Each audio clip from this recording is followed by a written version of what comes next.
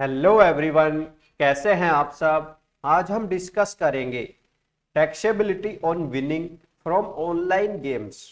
अगर हम online game से कुछ धनराशि जीत लेते हैं तो उस पर टैक्सेशन के क्या रूल हैं।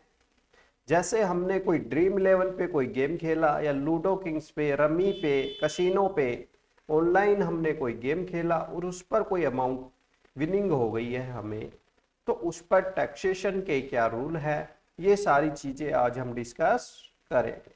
अगर आप चैनल पर नए हैं और अभी तक आपने चैनल को सब्सक्राइब नहीं किया है तो कृपया चैनल सब्सक्राइब जरूर कर लें और हमसे जुड़े रहें। स्टार्ट करते हैं।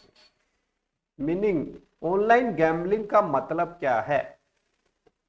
ठीक है जी, जो कंडक्टेड ओवर द इंटरनेट, जो हम इंटरनेट के माध्यम से कोई गेम खेलते हैं तो उसे हम बोलेंगे ऑनलाइन गैम्बलिंग।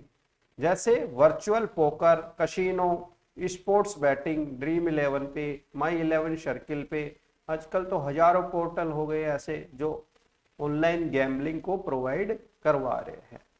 ठीक है जी, तो उस पर टैक्सेशन कैसे लगेगा आज ये हम डिस्कस कर रहे हैं। तो टैक्सेशन कैसे लगेगा।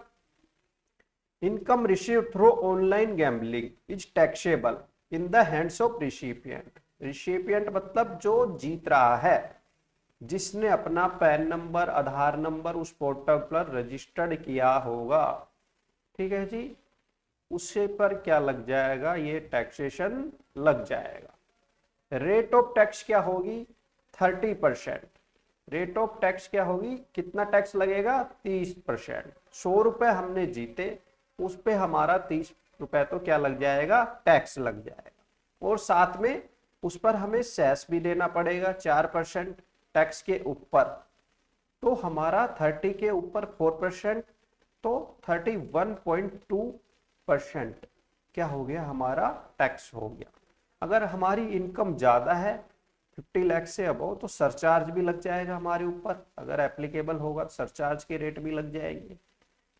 ठीक है जी, डिडक्शन मिलेगा हमें कोई एटीसी से एटीयू का इस इनकम के अगेंस्ट में जो विनिंग की है हमने ऑनलाइन गेम से। No, no deduction allowed. ठीक है जी, और कोई एक्सपेंस भी हमें अलाउ नहीं होगा इस इनकम के अगेंस्ट में।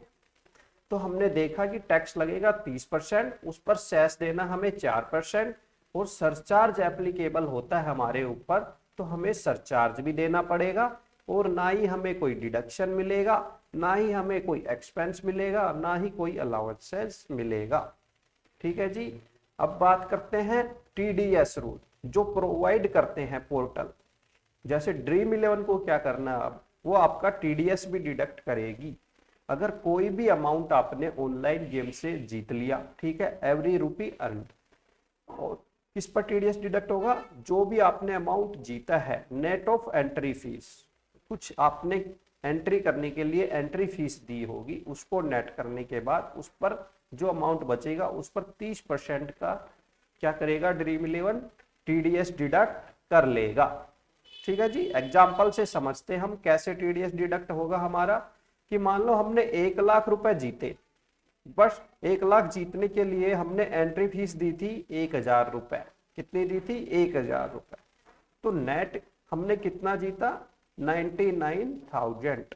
99,000।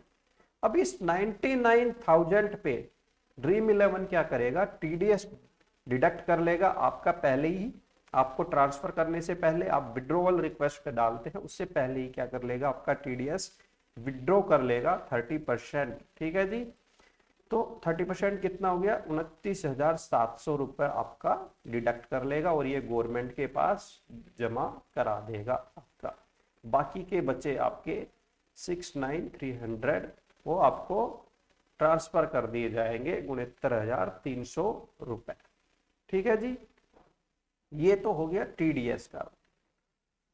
अब taxation in the hand of winner. ठीक है, तो कौन से हेड में हमें इनकम शो करनी होगी ऑनलाइन गेम से, income from other source. Income from other source कौन से हेड में जाएगी, इनकम फ्रॉम अदर सोर्स। और हमें रिटर्न हमेशा ही फाइल करनी है। अगर हमारा टीडीएस डिडक्ट हुआ है या नहीं हुआ, उससे हमें कोई मतलब नहीं है कि टीडीएस डिडक्ट किया है या नहीं, रिटर्न तो फाइल करनी है और उसके अकॉर्डिंगली टैक्स भी पे करना है। जो टैक्स बन रहा है वो हमें खुद से डिपॉजिट भी करना है। आप बोलोगे कि 2.5 लाख ये 3 लाख की एग्जम्पशन लिमिट है, ये मिलेगी हमें? नहीं, ये लिमिट भी अलाउ नहीं है, 2.5 लाख 3 लाख भी नहीं अलाउ है in respect of gambling earning. ठीक है जी, ऑनलाइन गैम्बलिंग से हम कुछ अर्न करते हैं, 2.5-3 लाख की लिमिट भी नहीं मिलेगी, कोई एक्सपेंस भी अलाउ नहीं होगा, ठीक है, कोई डिडक्शन भी अलाउ नहीं होगा। जो भी इनकम है उसमें से हमने जो एंट्री फीस दी है उसके अलावा और कुछ भी अलाउ नहीं होगा, और उस पर 30% टैक्स लगेगा, 4% का हमारा एजुकेशन सेस लगेगा, और सरचार्ज बनता है तो सरचार्ज भी लग जाएगा। ओके जी, thank you so much. Please like share and subscribe the channel. धन्यवाद।